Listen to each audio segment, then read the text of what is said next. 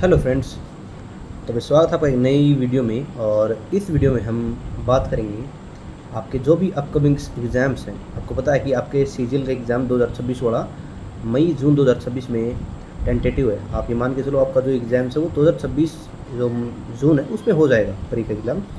तो इस जो एक मंथ में जो आपकी जो स्ट्रेटजी रहेगी वो क्या रहने वाली है, क्या हम ऐसा करें कि हम आज जिस सिचुएशन में है, मतलब ये मान के चलो आज हम यदि 130 नंबर पे हैं, 140 नंबर पे हैं, तो उसको कैसे हम बूस्टअप करके 160 170 तक लेके जाएं। और हम अपने जो सबसे पहले हमारा टारगेट जो रहेगा वो प्रीलिम्स को क्लियर करने का रहेगा, तो उसको कैसे हम क्लियर करें वो स्ट्रेटजी पर हम बात करेंगे। क्योंकि प्री यदि ये क्लियर होता है तो आपको ये पता है कि आगे आपके पास फिर से 3 से 4 महीने बचते हैं। और एक बात और है कि प्री सिर्फ क्वालिफाई है एग्ज़ाम में, और जब हम क्वालिफ़ाई कर लेते हैं और जब हमें एक नया टाइम मिलता है 2 से 3 महीने का, हमें पता होता है कि जब हमारा क्वालिफ़ाई अकेला हो भी गया तो भी हम आगे कुछ ज़्यादा जा सकते हैं। जैसे 140 पे हमारी कट ऑफ लगी और हमारे 140 पॉइंट कुछ आए, हमारी कट ऑफ क्लियर हुई, तो हम कई बार डिमोटिवेट हो जाते थे जब हमारे प्री के मार्क काउंट होते थे कि भाई अब तो हमारा पूरा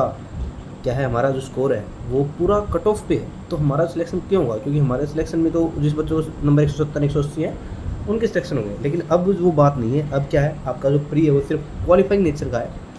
और जब क्वालिफाइंग नेचर का हो जाता है तो आगे जो चीज़ें होती हैं, जैसे आगे जो टाइम मिलेगा मेंस के लिए, सिर्फ मेंस के जो मार्क हैं वो जुड़ेंगे। ठीक है, तो प्रॉपर तरीके से हम बताएंगे कि भाई क्या आपको पढ़ना है और किस तरीके से आपको पढ़ना पड़ेगा। 1 से 1.5 महीना आपके पास टाइम, 1 महीना टाइम मान के चलो, और क्या चीज़ें आपको स्किप करनी है और किन चीज़ों पे आपको प्रॉपर ध्यान देना है, उन बातों पे डिस्कस होगा। ठीक है, जो कि 1 महीना होता है वो उन बच्चों के लिए बेहतरीन टाइम होता है जो बच्चे पिछले 1 से 1.5 साल से तैयारी कर रहे हैं, जिनका जो सिलेबस एक बार कंप्लीट हो चुका है। लेकिन जब हम लास्ट 1 मंथ में प्रेशराइज होके या हम डेडिकेटेड होकर तैयारी नहीं करते हैं तो ये मान के चलो हम उन बच्चों से भी पीछे रह जाते हैं जो बच्चा नया आया है और वो थोड़ा सा अच्छा पढ़ रहा है। हम पुराने बच्चे हैं, हमें प्रॉपर तरीके से मेहनत की होती है, लेकिन हम लास्ट के 1 मंथ को यूटिलाइजेशन नहीं कर पाते, तो उस तरीके से हम बहुत पीछे हो जाते हैं। तो 1 महीने का जो टाइम है, मैं आपको बताना चाहूँगा, हमारे 4 सब्जेक्ट है, हिंदी, इंग्लिश, रीजनिंग, मैथ और जीके। और एक सब्जेक्ट मान के चलो, हमारा एक सब्जेक्ट जो मेन है, जो कि हमने लास्ट 1 महीने में पढ़ना है, हमारे 4 सब्जेक्ट नहीं है, हमारा एक सब्जेक्ट है मॉक टेस्ट और शॉर्ट नोट्स। इसको सब्जेक्ट की तरह लेके चलो, क्योंकि जब आप मॉक टेस्ट और शॉर्ट नोट्स लगाते हो या शॉर्ट नोट्स बनाते हो तो आपकी तैयारी जो है वो इतनी बेहतरीन हो जाएगी कि जो प्रिपरेशन आपने कर रखी है उसका जब यूटिलाइजेशन करोगे तो आपको पता लगेगा कि हम जब मॉक टेस्ट और शॉर्ट नोट्स नहीं बनाते हैं तो हमारी जो तैयारी कितनी भी हो वो उतनी कारगर साबित नहीं होती है। ठीक है, तो सबसे पहले 1 मंथ में आपको, यदि आपने कितने मॉक टेस्ट लगाए या नहीं लगाए, मेरे कहने से आप रोज़ 2 मॉक टेस्ट लगाना स्टार्ट करो। एक सुबह उठते ही और एक लास्ट में या दिन में जब आप थक गए हो उस टाइम पे लगाओ। क्योंकि जब आप 2 मॉक टेस्ट लगाओगे तो 200 क्वेश्चन करोगे। 200 क्वेश्चन करोगे तो इसका मतलब ये है कि आप 200 क्वेश्चन का जब एनालिसिस करोगे तो वे क्वेश्चन हो जाएंगे 500।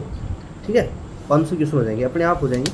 और जो क्वेश्चन आपके गलत हो रहे हैं, सही हो रहे हैं, उनमें कंसेप्ट लग रहा है, आप पहले मॉक टेस्ट से अपने नोट्स बनाना स्टार्ट करो। आप लगोगे ना, पहले मॉक टेस्ट में यदि आपने 3 पेजेस भरे तो आप आराम से 10 मॉक टेस्ट लगाओगे तो आप 1 पेजेस पे आ जाओगे। और लास्ट में क्या होगा, आप ये चीज़ें महसूस करोगे कि भाई चीज़ें, हर चीज़ रिपीट हो रही हैं।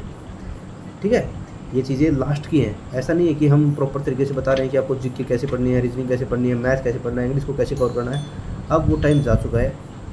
या जो बच्चे 2026 के लिए प्रिपरेशन करें प्री के लिए, उन बच्चों के पास इतना टाइम नहीं है कि वे अपने पूरे सिलेबस को किसी टीचर से कंप्लीट करें, मैराथन देखें, ऐसा कुछ नहीं होगा। अब जो चीज़ें काम आएंगी वो चीज़ें सिर्फ चीज़ें में हैं। आप अपने मॉक टेस्ट पे ध्यान दो, अपने शॉर्ट नोट्स बनाओ। मॉक टेस्ट से ही आपको शॉर्ट नोट्स बनाने हैं, विदाउट मॉक टेस्ट आपको कहीं से कुछ नहीं बनाना।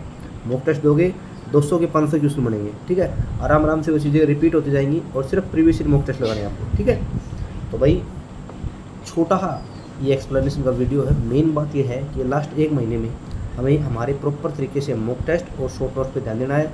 ये चीज़ें करेंगे 1 महीने में, जब आप एग्ज़ाम देने जाओगे तो मैं बता रहा हूँ आपका जो कॉन्फिडेंस लेवल है, जो आपका पेपर करने का तरीका होगा वो बेहतरीन होगा। हर बच्चे के पास ये चीज़ नहीं होती, क्योंकि हर बच्चा दिमाग पे इतनी टेंशन नहीं ले पाता कि वो सिलेक्शन ले ले। ठीक है, तभी आप देखते हो कि 50 लाख बच्चे यदि फार्म भरते हैं तो आपके 10,000 वैकेंसीज फिलअप होती हैं। ठीक है, तो लास्ट में ये कहना चाहूँगा अपने मॉक टेस्ट लगाओ, उनसे शॉर्ट नोट बनाओ और लगातार चलते रहो। ये बेहतरीन मौका है आपके पास। जब तक आपकी एज जो है वो 30 क्रॉस होगी, ये मान के चलो 30 से नीचे जब आपकी एज है तो आपके पास गोल्डन चांस है। आप यदि ये सोचते हैं मैं तो 24 साल का 25 साल का, कोई दिक्कत नहीं है। सीरियल जैसी या कोई भी ऐसी जॉब लेने के लिए यदि आपको 1 साल 2 साल 3 साल 4 साल 5 साल 6 साल भी लगे तो भी कोई दिक्कत नहीं है। ठीक है, thank you very much. Like share and subscribe.